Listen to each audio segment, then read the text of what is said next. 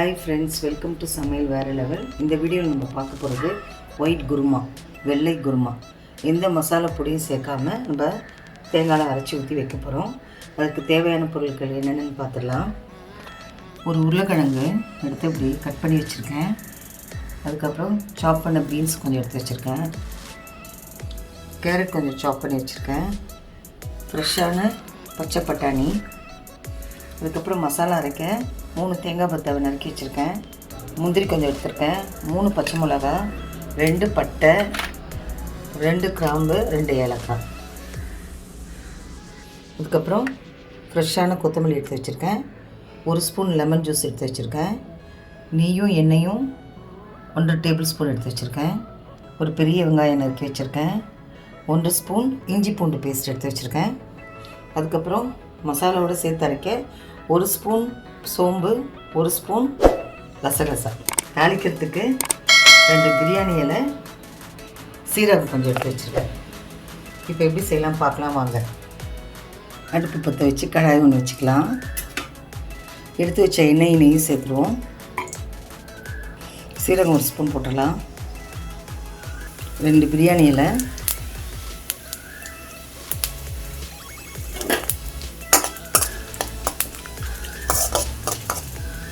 வெங்காயம் சேர்த்துருவோம்.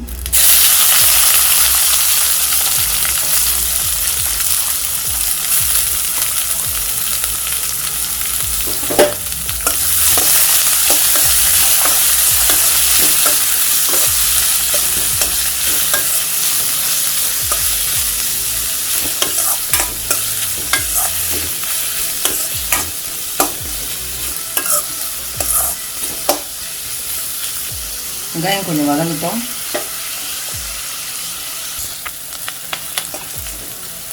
வெங்காயம் வதங்கிடுச்சு. இஞ்சி பூண்டு பேஸ்ட்டு சேர்த்துடலாம்.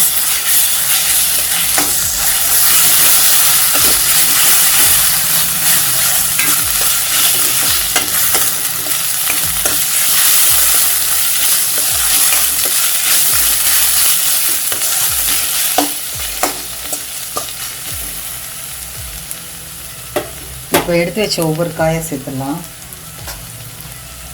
பட்டாணி, உருளைக்கிழங்கு, பீன்ஸு, கேரட்.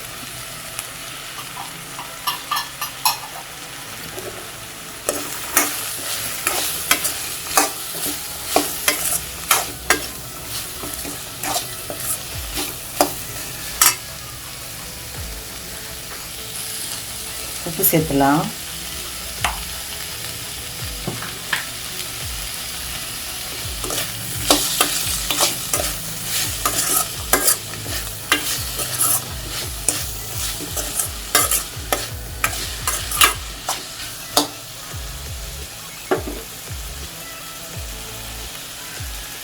ஒரு டம்ளர் தண்ணி ஊற்றி காய் வேக வச்சிடலாம்.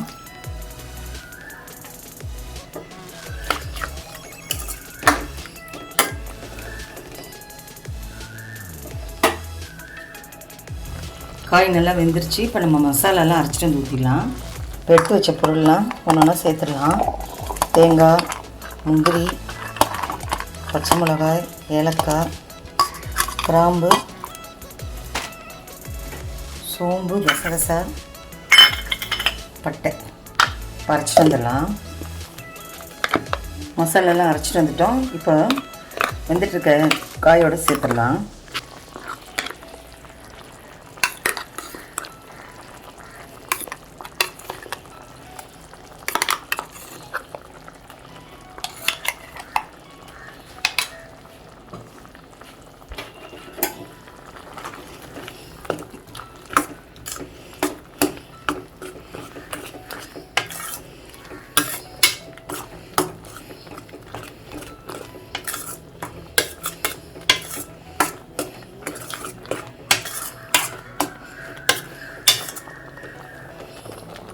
ஒரு டம்ளர் தண்ணி சேர்த்து அரைச்சி விழுதோடு கலந்த தண்ணியை சேர்த்து ஒரு 5 மினிட்ஸ் கொதிக்க விடலாம். உப்பு செக் பண்ணிடலாம்.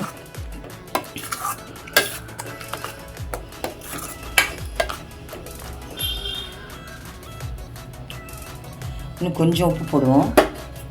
ஒரு 5 மினிட்ஸ் மூடி போட்டு கொதிக்க விடலாம். ஓப்பன் பண்ணி பார்க்கலாம்.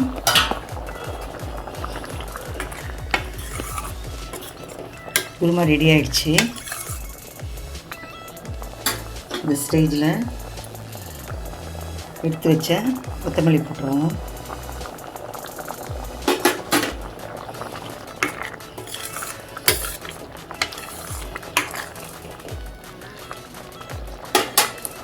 கடைசியாக ஒரு ஸ்பூன் லெமன் எடுத்து வச்சிருந்தல ஜூஸ் அதை போட்டுருவோம்.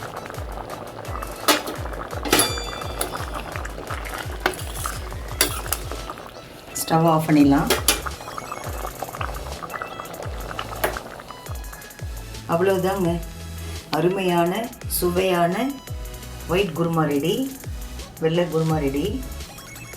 இந்த குருமாவில் வந்து நம்ம புலாவ், சப்பாத்தி, பூரி, கீ ரைஸ், ஜீரா ரைஸ் எல்லாத்துக்கும் இது பர்ஃபெக்ட் சைட் டிஷ்ஷாக இருக்கும். இதை நீங்களும் செஞ்சு பாருங்கள். இந்த வீடியோ உங்களுக்கு பிடிச்சிருக்குன்னு நம்புகிறேன்.